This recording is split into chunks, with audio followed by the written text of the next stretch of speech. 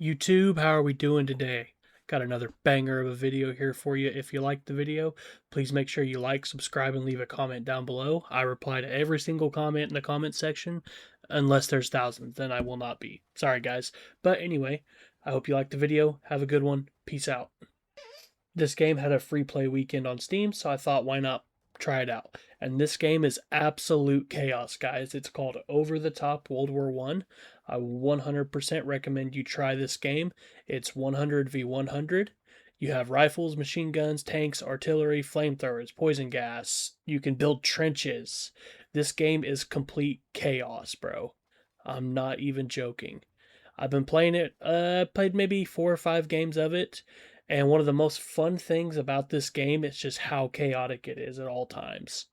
You spawn in, artillery's exploding, machine guns are firing, somebody's yelling, somebody's probably yelling the N word. You can see a plane fly over your head and then it proceeds to drop a bomb on you. There's a tank coming down the road. There's engineers everywhere digging trenches, and one man is sprinting directly towards you with no regard for his own survival. And he promptly gets cut down. There is an element of teamwork that does go into this game. It is best to run around in groups and not try to go by yourself because you will get one-shotted with a rifle. And it does happen all the time, as you'll see in this video. But this isn't a game where you should be worried about your KD the entire time. You should be more worried about trying to take the objective and work with your team. And another thing about this game that's really cool is the battlefield is constantly shaping. I mean, there's constantly engineers that are building trenches to God knows where.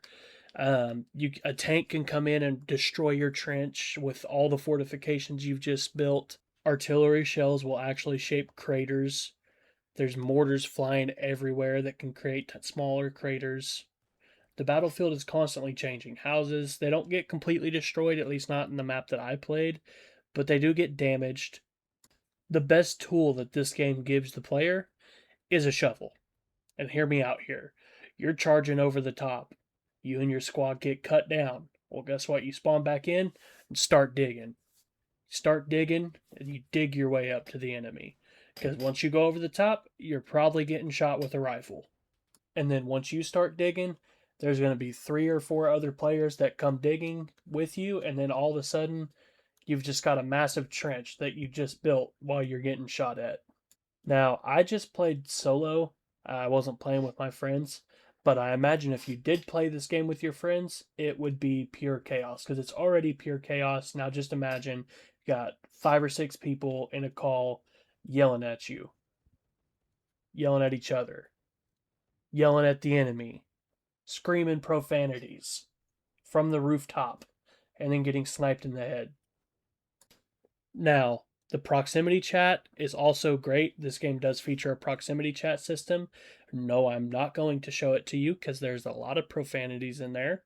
But there's some cool moments, dude. You'll be playing with the Germans and you'll have some dude speaking in a German accent just making you crack up.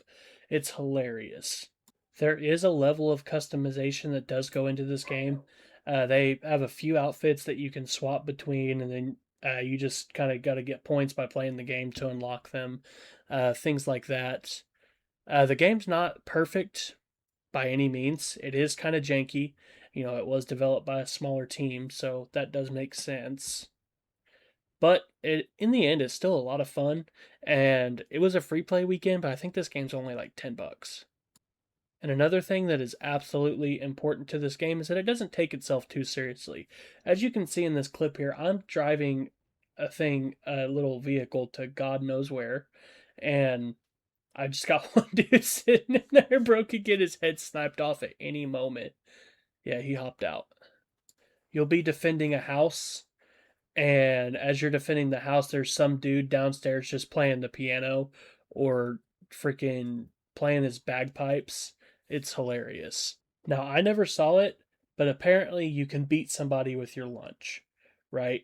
I mostly played as the Germans and I played one game as the British, but apparently you can beat somebody with a baguette, and I will be testing that out as soon as I can. And last but not least, probably my favorite thing about this game is that it creates stories. Every match gives you a story. It's not scripted. There's no cutscenes, just things that happen naturally because you've got 200 players sharing a battlefield. You'll remember that time you and your friends somehow held a trench against an entire enemy attack. You'll remember the time you packed everyone into a tank and immediately crashed it or got blown up by artillery. You'll remember the random officer who ordered a charge and everybody died immediately.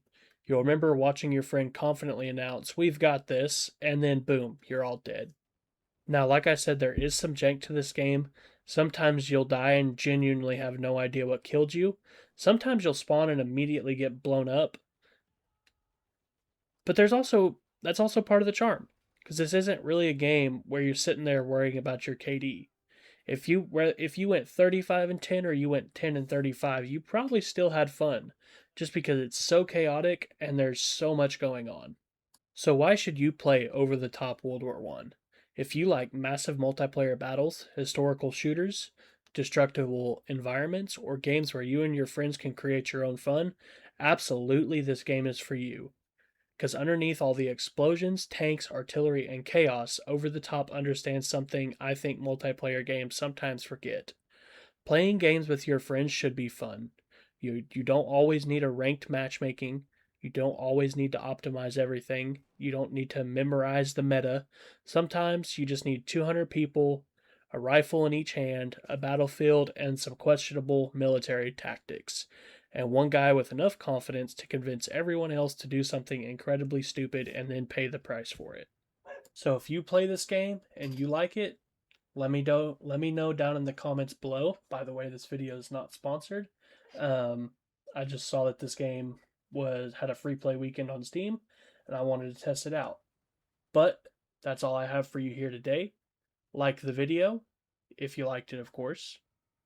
I would really appreciate it if you hit the subscribe button and let me know down below what you think I should do next. Sorry guys, I cannot speak English today. Anyway, I hope you have a good one. I'll see y'all in the next one. Peace out. Black pencil, green pencil, big banana pencil. Chamba machamba, chamba huyamba, merima, minete.